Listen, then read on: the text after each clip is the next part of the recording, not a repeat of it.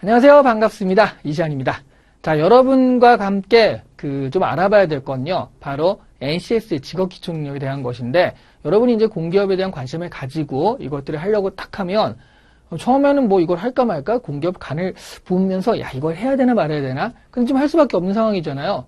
좀 뭐 지금 채용이 늘어나는 거, 그 다음에 어느 정도 안정성을 보장하는 거, 지금 우리 가진 일자리 중에, 우리가 할 수 있는 일자리 중에 이만큼 또 매력적인 일자리는 드물거든요. 그러니까 취준생이라면 한 번쯤은 관심을 가졌을 만하고, 그 다음에 그 중에서도 구체적으로 한번 해봐야겠다고 생각하시는 분들은 바로 만나는 게 바로 이 NCS 직업기초능력인가이라는 거죠. 그러니까 지금 서류는 생각보다 잘 통과되는 거를 또 아셨을 거예요. 공기업은 스펙추얼이라는 그런 부분을 구호로만 가지지 않고 실제로 또 어느 정도 그 안에다가 넣기 때문에 서류는 어느 정도 뭐 자소서가 굉장히 좋고 나쁘고가 이걸 많이 가르치지 않고 웬만하면 필기시험 기회를 많이 주겠다 이렇게 나오고 있다라는 거죠.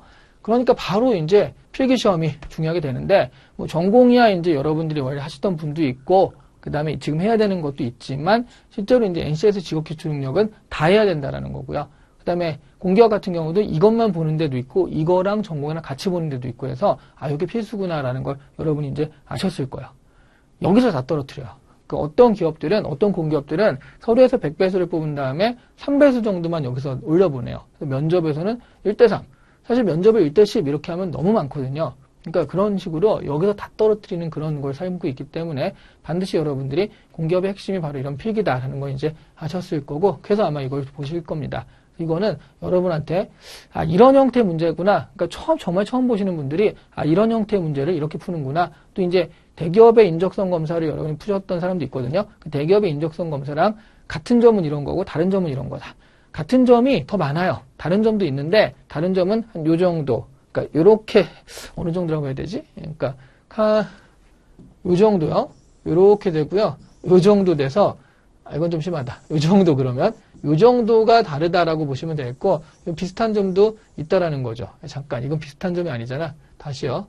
그림을 그럼 이렇게 해가지고 같은 점도 굉장히 많거든요. 근데 요 다른 점들이 있어요. 그래서 이런 같은 점을 활용해서 어떻게 효율적으로 할 것인가, 다른 점은 또 어떻게 해야지 이걸 할 수 있을 것인가 이런 것들을 좀 보기 위해서 입문 강의를 마련을 했습니다. 그래서 여러분 소개하는 그런 강의라고 보시면 되겠고요. 네, 제 친구를 소개합니다 같은 거죠.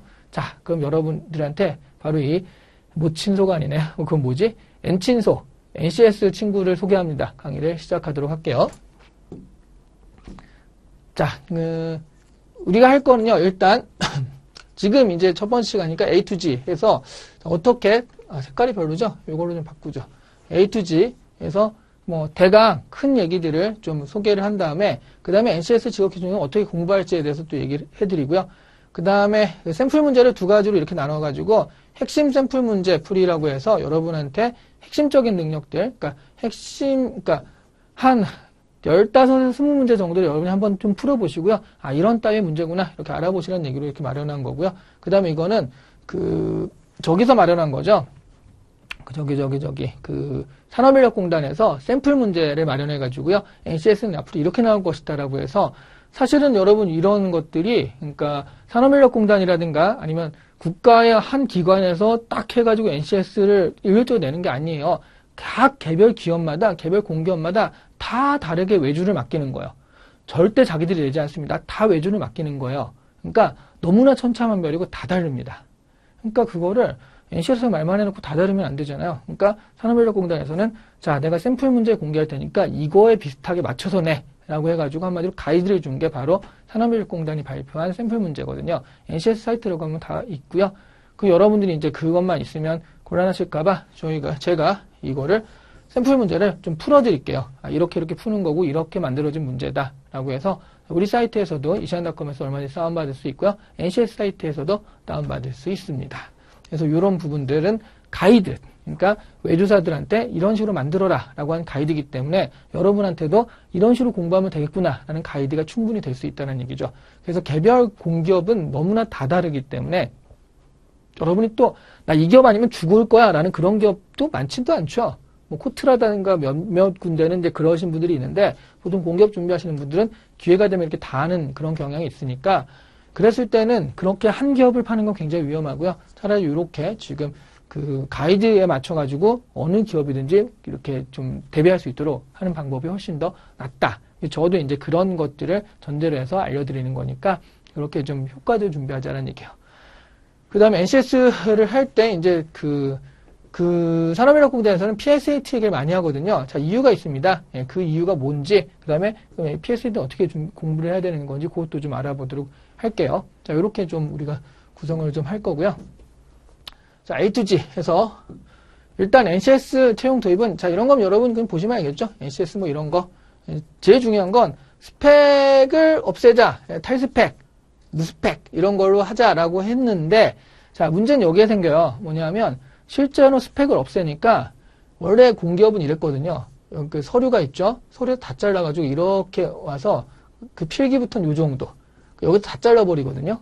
이게 이제 그 학벌, 그 다음에 학점, 그 다음에 영어 뭐 등등 이런 걸로 다 잘라버리니까 옛날에 공기업 들어가시는 분들은 굉장히 좀 딱 매니아틱한 뭔가 이미 정해진 한마디로 이건 아무나 하는 게 아닌 고시보다는 좀 안 되지만 일반 취업보다는 높은 야, 이런 사람들이 이제 한다.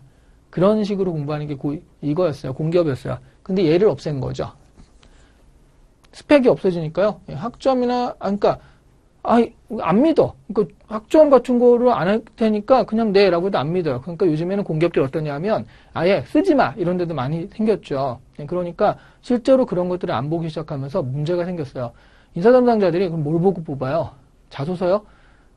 여러분 자소서를 가지고 그 사람을 그렇게 많이 떨어뜨릴 수 있다고 생각하세요?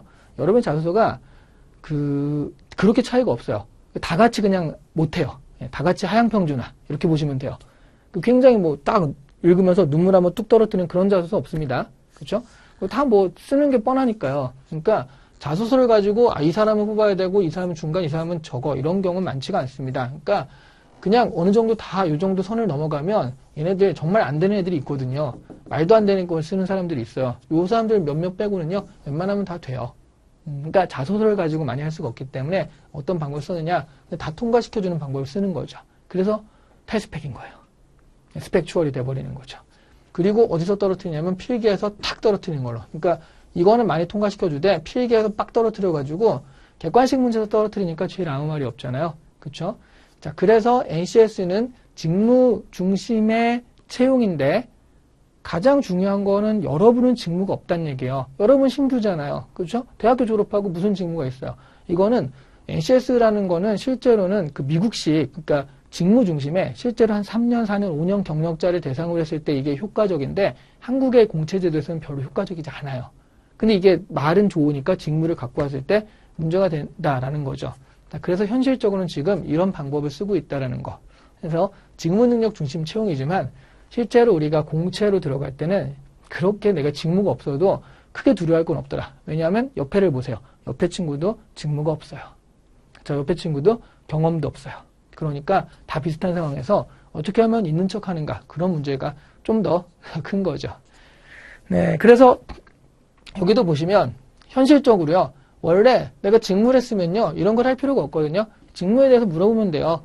거기서 그렇게 대차가 그렇게 되면 그걸 어떻게 변이하면 좋겠습니까? 라든가 물어보면 돼요. 그럼 기획을 그렇게 하면 이런 식으로 하면 어떻게 되겠습니까? 물어보면 되는데 안 해봤으니까 그래서 얘를 하는 거죠. 직업인의 공통 역량인 이런 것들, 문제해결 능력 등을 할 수 있는가를 체크해야겠다라는 거. 그러니까 직무 자체를 물어보기가 힘들고요. 그 신규들이니까. 그러면 이런 게 있으면 나중에 배우면 잘하더라라는 그런 것들에서 직업 기초 능력. 기초 능력이었지만 정확히 말하면 NCS 직업 기초 능력에서 그 직업을 가졌을 때 나중에 잘할 수 있는 그 특제들을 이렇게 뽑아냈다라는 거죠. 자, 이렇게 하게 된다라는 거. 그래서 이제 이런 게 나온 거죠. 이게 대규모 공채 같은 경우에는 이럴 수밖에 없습니다. 이 직군별 공채나 경력 공채가 들어가면 직무 중심이 될 수밖에 없는데 하지만 대규모 공채는 직무가 사실은 9호일 뿐이지 실제로 우리가 생각하는 그런 직무를 물어볼 수가 없다라는 거거든요. 그렇게 직무가 없으니까. 그래서 이제 이런 식의 시험 문제를 우리가 풀어야 되는 상황이 온 거죠. 여기 보시면 그래서요. 그러니까 처음에 여기도 이제 일반 공채가 우리가 아는 그 공채거든요. 직업 기초 능력만 보죠. NCS 기반 평가 도구가 이렇게 있고요. 근데 지금 직군별이나 직무별이나 보시면 직업기초능력 다 기초로 합니다. 이게 우리가 흔히 아는 NCS 직업기초능력 이게 해당을 하겠고요. 얘네들이 이제 면접에서 나올 만한 직무에 대한 지식들을 물어보는 거예요. 근데 이거는 이게 이제 그런 거죠. 저런 거 그 경력직 채용에 가까운 그런 얘기들이라고 보시면 되겠는데 우리가 아는 일반적인 채용 단계에서 얘는 신규 채용은 이렇게 될 수밖에 없기 때문에 저기 보시면 일반적인 서류 전형, 필기 전형, 면접 전형인데 여기는 입사 지원서, 능력심 필기 전형, 능력심 면접이라고 해서 이게 서류 전형이 아니라 입사 지원서죠. 그러니까 사실 여기서는 많이 뽑아준 다음에 필기 전형인데 능력 중심으로 많이 붙었을 뿐이에요. 면접인데 능력 중심으로 많이 붙었을 뿐이에요. 그렇죠? 그래서 사실은 똑같아요, 지금. 근데 얘를 좀 더 많이 뽑아준다라는 개념으로 좀 다르게 된 거라고 할 수 있죠. 문제를 만드는 걸 보죠. 그러니까 사실 우리는 이 필기점에 관심 있는 거니까, 제가 그랬잖아요. 이 사람들을 전부 다, 그러니까 직무에 대해서 물어보면 좋겠지만, 사실 직무에 대한 경험들이 없다라는 거고요. 너무 많아요. 그렇게 면접을 하나하나만 살 수도 없는 상황인 거고, 그렇죠? 근데 서류만 가지고 뽑을 수는 없고요. 그러니까 일단 객관식에서 사람들을 많이 떨어뜨려야 되는데, 그랬을 땐 또 직무가 다 다른데 이 객관식 문제를 다 다르게 낼 수도 없거든요. 자, 그래서 나온 게 뭐냐면 직업기초 능력.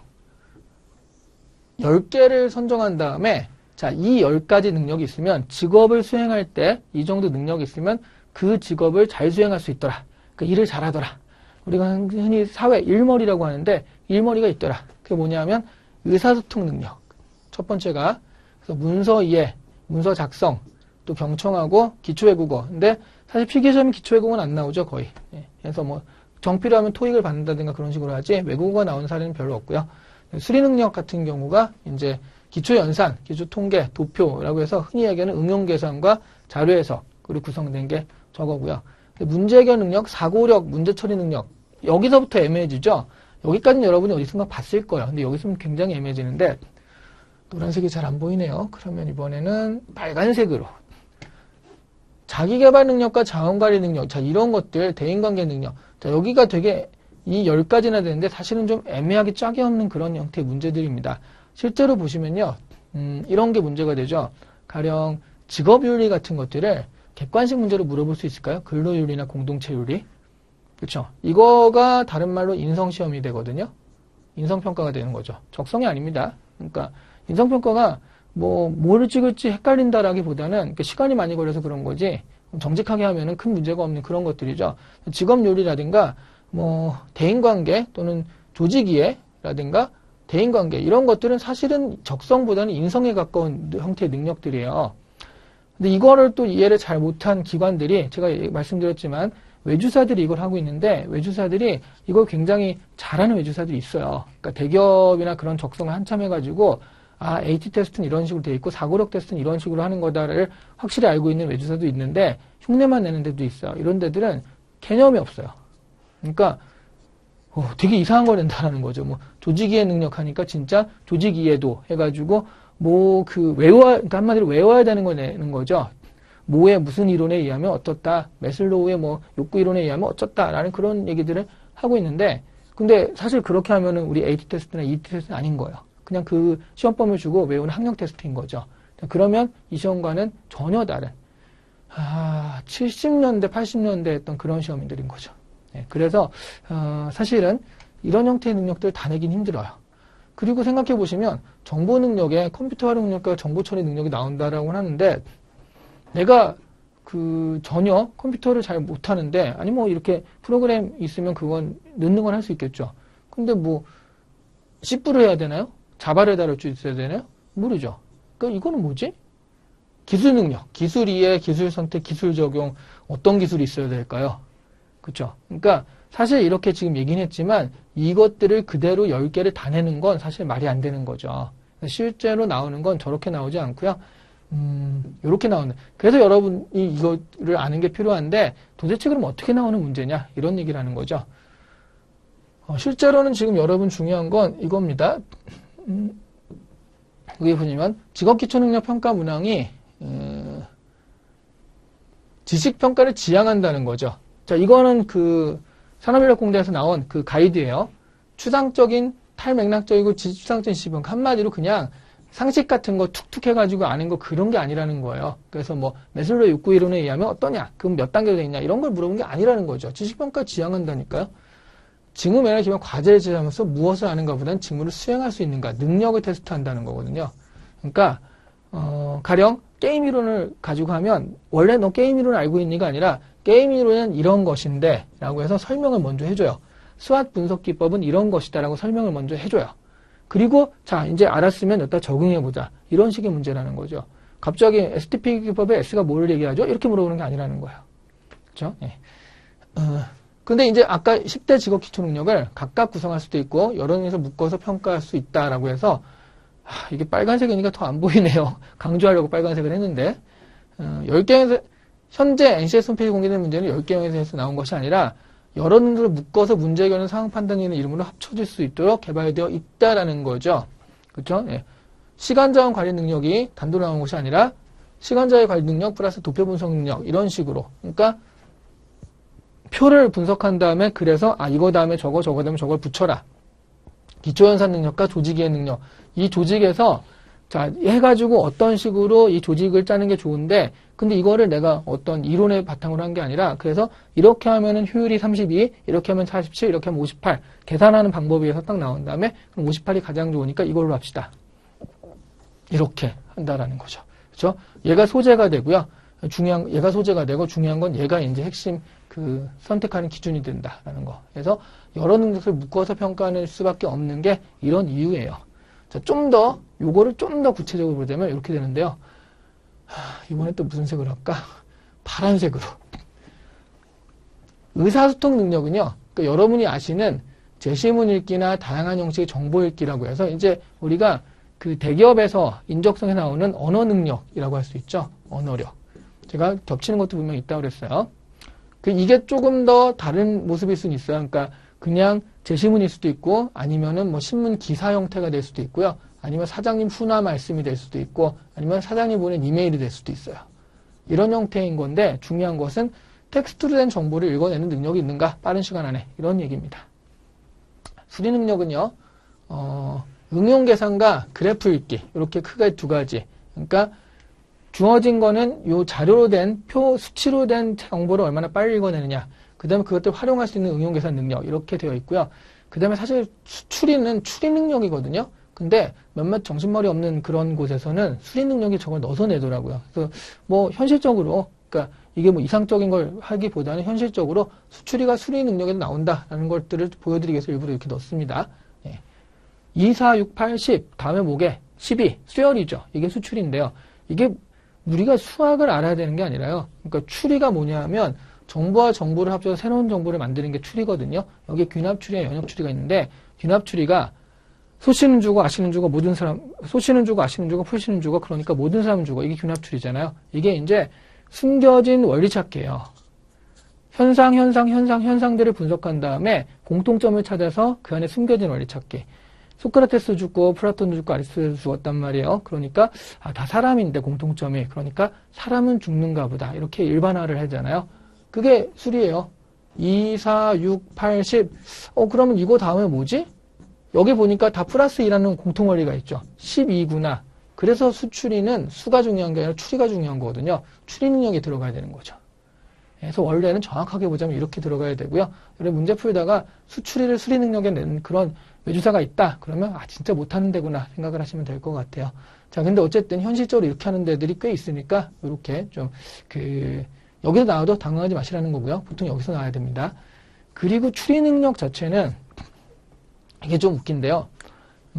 사실 이렇게 보자면 언어, 수리, 추리 이게 그 대기업 적성의 3요소예요.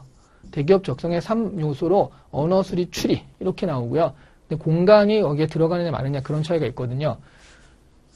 얘가 굉장히 대기업에 나오는 문제스러운 게 이런 거. 그래서 여러분한테 나오는 게 퀴즈 문제 있죠. A 앞에 B가 있고 B 앞에 C가 있고 F는 H 뒤에 있고 뭐 이런 식의 있잖아요. 그런 것들을 합해가지고 하는 게 추리인데 제가 아까 추리가 연역 추리와 귀납 추리가 있다고 했는데 방금 얘기한 퀴즈 문제가 연역 추리에 해당을 하고 아까 얘기한 수추리와 귀납 추리에 해당을 하거든요. 네. 근데 이게 제 생각에는 10대 직업 기초 능력은요. 이 추리 능력이 그러니까 이런 거죠. 여러분 연산 능력이 있고요.